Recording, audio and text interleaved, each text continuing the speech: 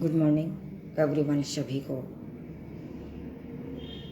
Facebook और live session में और यूट्यूब का लाइव सेशन में डॉक्टर सुशीला योगाचार्य की तरफ से सभी को अभिनंदन वंदन।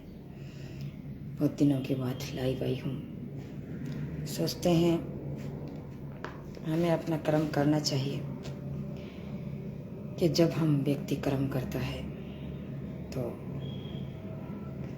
भगवान श्री कृष्ण भी खुश होते हैं, क्योंकि गीता में कर्म को बहुत ज़्यादा महत्व दिया गया है। कर्म करते जाए और फल की आशा न रखें, इस प्रकार से करते जाएं, क्योंकि हमारे शास्त्र हैं वो एक ही अनुशासित ग्रंथ होते हैं और हमें अनुशासन सिखाते हैं। अब जब हम इसके पद चिन्हों पर चलेंगे तो हमें विनम्रता, अनुशासन,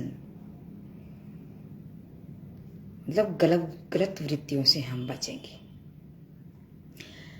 गलत जिसकी वृत्तियां होती हैं वो गलत ही रहते हैं।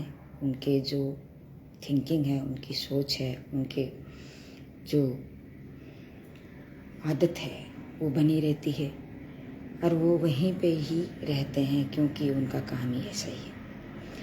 लेकिन मेरा सभी से यह निवेदन है कि आप जरूर करें, ऐसा कर्म करें, ऐसा अपना विचार चेंज करें, अपना व्यवहार चेंज करें, अनुशासित रहें, मस्त रहें, खुश रहें, प्रसन्न रहें, अपने कर्म करते जाएं। अपने से होता है तो जिसकी ज़रूरत है उसे दें, और अगर अपने पास नहीं है तो जितना जो कुछ है उसे देते रहें। तो फिर से मैं डॉक्टर सुशीला योगाचार्य चूरू से आप सभी का अभिनंदन और वंदन करती हूँ। बहुत दिनों के बाद फिर से मैंने अपने विचार व्यक्त करने की विचारी है। तो एक छोटा सा टॉपिक जो हमारे योग सूत्र, जो हमारा एक अनुशासित ग्रंथ है, उसके बारे में एक दोहा या फिर दो दोहे आपके समक्ष प्रस्तुत करूंगी, सुनिएगा। योग सूत्र एक ऐसा सूत्र है, एक सा ग्रंथ है जो हमें अनुशासित करता है, जो महर्षि पतंजलि द्वारा रचित है। इसमें 195 सूत्र हैं, जिसमें इसको 4 पादों में विभाजित किया गया है: समाधिपाद, साधनपाद, विभूतिपाद और कैवल्यपाद। तो समाधिपाद का एक पहला सूत्र जो आपके समक्ष प्रस्तुत करना चाहती हूँ, सुनिएगा। गलती हो तो क्षमा चाहूँगी कि गलती इंसान से ही होती है, लेकिन क्षमा कर्म लेने से वो माफ भी हो जाती है। अथ योग अनुशासनम, मतलब पहला सूत्र है अथ योग अनुशासनम। तो ये योग सूत्र का पहला सूत्र है कि महर्षि पतंजलि इसमें कहा है कि अब हम एक अनुशासित योग के अनुशासित ग्रंथ का शुभारंभ करने जा रहे हैं। तो जब हम कोई एक भी कदम रखते हैं तो हमें अनुशासन से रखना चाहिए।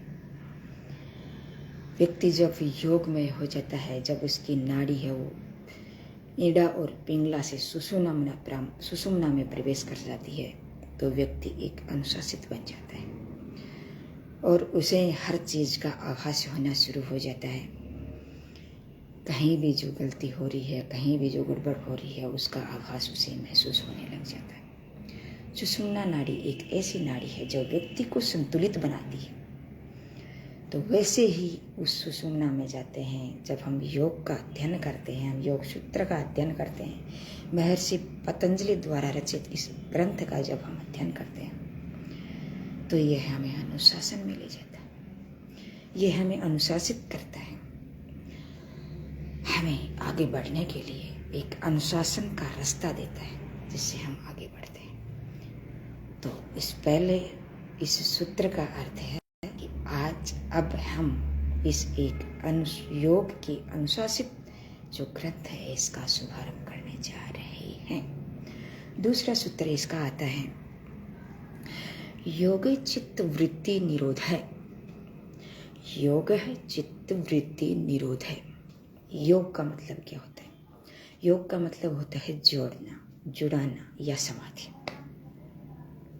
कि समाधि में लास्ट में इस योग सूत्र में क्या बताया गया है? हमें ये बताया गया है कि आप इसे समाधि की तरफ हमें जाना है।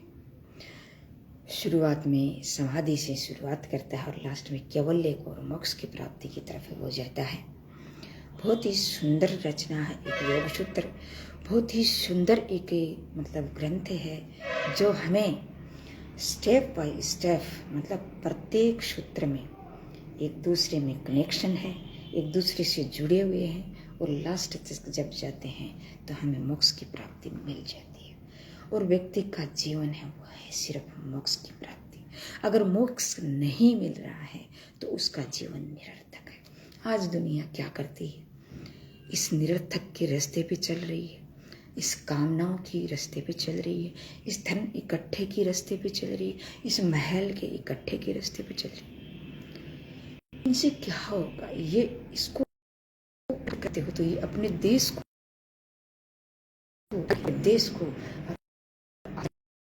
देश को चरम सीमा बनाने, विकसित करने के लिए अपने देश को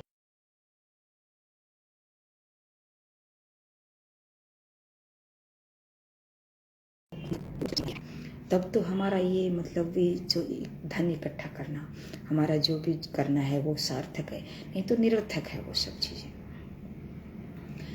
अपनी हेल्थ को बढ़ाओ। अपनी हेल्थ को बढ़ाना सबसे पहला सुख निरोगी काया, इसको अच्छा बनाएं। इसमें कचरा न भरें, इसके अंदर शुद्ध और सात्विक विचार भरें, अनुशासित विचार भरें, इसके अंदर एक परिष्कृत विचार भरें तो हम एक अलग ही हमारा व्यक्तित्व होगा, एक अलग ही हमारा अंदाज होगा, एक अलग ही हमारा चरित्र होगा। तो क्यों न हम इसको अच्छा बनाएं, क्यों न हम इसको आगे बढ़ाएं। क्या इस नित्य इस कचरे के अंदर कि कहते हैं कि स्वस्थ मस्तिष्क में, स्वस्थ शरीर में स्वस्थ मस्तिष्क का निर्माण होता है। स्वस्थ मस्तिष्क जब नहीं होगा तो हम गलत काम करते फिरेंगे, हम गलत विचार हमारे बनेंगे, हमें गलत में जाएंगे। और ईश्वर जो हमारी तरफ देख रहा है वो सोचेगा कि देखो मैंने इसको एक इंसान का रूप दिया है, लेकिन इसने क्या किया? इस शरीर को एक गधे का रूप दे दिया। क्योंकि जब हम गलत काम करते हैं तो एक गधे का रूप होता है हमारा, और जब हम अच्छे विचार करते हैं तो एक ईश्वर का रूप होता है हमारा। तो आप इसमें एक कॉम्बिनेशन कर सकते हैं, एक इसमें छटनी कर सकते हैं कि हमें गधा बनना है या हमें ईश्वर बनना है।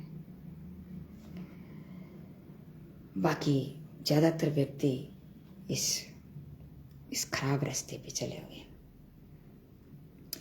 लेकिन माफ़ी चाहूँगी, मैं किसी को बदलने के नहीं आई हूँ, मैं सिर्फ अपने आप को बदलने के लिए आई हूँ। जब एक व्यक्ति अपने आप को बदल लेगा तो सारी दुनिया बदल जाएगी। मैं बदलूँगी, मेरा बेटा बदलेगा, मेरा माँ बाप बदलेंगे, मेरा भाई बदलेगा, मेरे और जो परिवार के सदस्य हैं वो बदलेंगे, या मेरे दोस्त बदलेंगे, सब एक एक करके सब बदलेंगे तो मतलब पूरी दुनिया बदल जाएगी। तो इसे हम बदलना है। तो क्या हम इससे जो दोहा, इस पर फिर से मैं वापस आती हूँ, योग चित्त वृत्ति निरोध है। हमारे अंदर कितनी खराब खराब वृत्तियाँ भरी हुई हैं। वृत्तियाँ हमारे शरीर में 5 प्रकार की होती हैं: प्रमाण, विपर्य, विकल्प, निद्रा, स्मृति। अलग अलग प्रकार की वृत्तियाँ हमारे अंदर भरी हुई है, जिसको हमें मिटाने की ज़रूरत है। योग मतलब जोड़ना, समाधि की तरफ जाना मतलब समाधि। चित्त मतलब हमारे शरीर के अंदर चित्त होता है, जो अंतःकरण का भाग होता है। हमारे शरीर में 4 अंतःकरण के भाग होते हैं: बुद्धि है, अहंकार है, चित्त है और मन है। ये 4 होते हैं, जिसमें चित्त एक में उसका भाग होता है। उस चित्त का भाग है, जैसे मतलब उसको चित्त को हमें चेंज करना है। उस चित्त में अलग अलग फिर योग है चित्त वृत्ति, वृत्तियाँ 5 प्रकार बताई। चित्त अंतःकरण का भाग बताया, अंतःकरण में 4 भाग बताए आपको, वृत्तियाँ 5 बताई। इसको हमें बदलना है, जिसमें क्लिष्ट वृत्तियाँ भी होती हैं, अक्लिष्ट वृत्तियाँ भी होती हैं। क्लिष्ट वृत्तियाँ वो हैं जो हमें पीड़ा देती हैं, अक्लिष्ट वृत्तियाँ वो होती हैं जो हमें सुख देती हैं, शांति देती हैं। जो हमारे इस डॉक्टर जैसे थेरेपिस्ट के जो एग्जाम थी, इसमें वृत्तियों का विवरण आया था कि वृत्तियों का विवरण कीजिए। बहुत ही सुंदर तरीके से, बहुत ही सुंदर क्वेश्चन था और लोगों ने अच्छे तरीके से किया था। जैसे मैं आपको एक वृत्ति जैसे मैं बताऊं,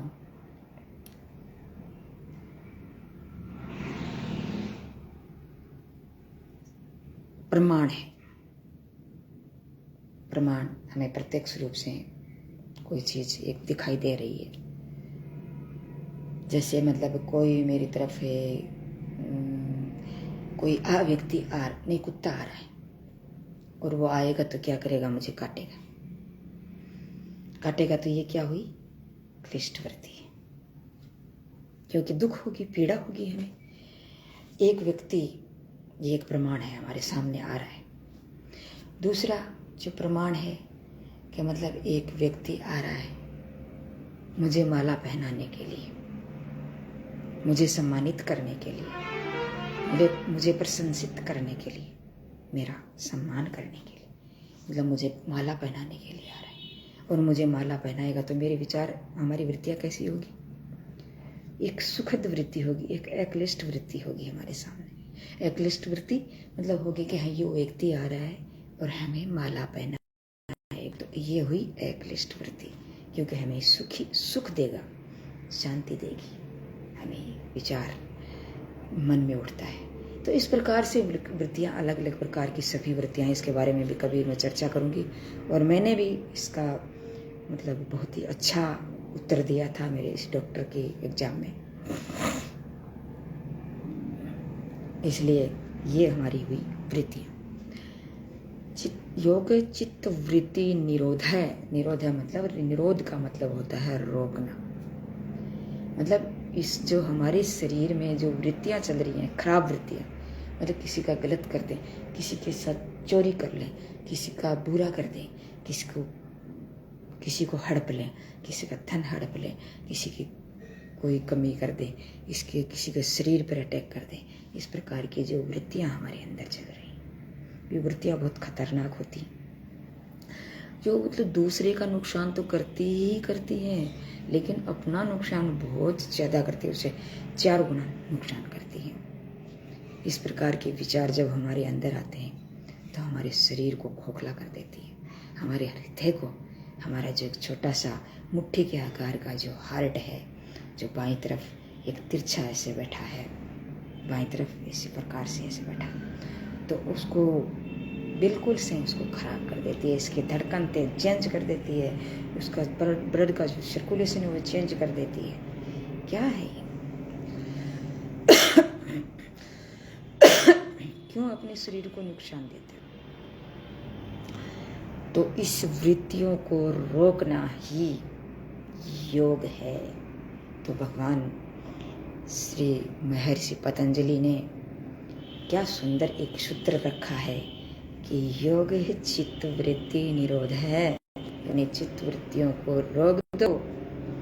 एक अनुशासित ग्रंथ को अनुशासित होकर के अनुशासन अपने अंदर डाल करके अपने चित्त की वृत्तियों का निरोध कर दो। बहुत ही सुंदर विचार उनके। इस प्रकार से मतलब ये लयबद्ध तरीके से, कंटिन्यूटी से धीरे धीरे धीरे धीरे सब सूत्र चलते रहते हैं। बहुत ही सुंदर, पढ़ने में मुझे बहुत ही इंटरेस्ट आता है जब योग सूत्र पढ़ती हूँ, जब मैं गीता पढ़ती हूँ, जब मैं रामायण महाभारत पढ़ती हूँ। बहुत ही सुंदर अनुशासित ग्रंथ हैं सभी, तो इसको क्यों न हम इस आगे बढ़ाया जाए। तो आज इस सूत्र के माध्यम से 2 सूत्र आपके समक्ष में योग सूत्र के रखे, इसके माध्यम से आपको थोड़ा बहुत अपना विचार व्यक्त किए। तो बस आज इतना ही। बाद में मैं मेरा एक एनाटॉमी का विषय भी था, इसे डॉक्टर पीजी थेरेपिस्ट में एक एनाटॉमी का विषय भी था, उसके बारे में मैं थोड़ा सा चर्चा करना चाहूँगी। तो बस इतना ही। Thank you. जय हिंद, जय भारत। लाइक शेयर सब्सक्राइब जरूर करें, ताकि जो मेरा वीडियो आपके पास आता है तो उसको वो आप तक पहुंच जाए, आपको इसका नॉलेज हो जाए। इसके लिए ज़रूर करें। आपका आभारी रहूँगी। धन्यवाद। जय हिंद, जय भारत।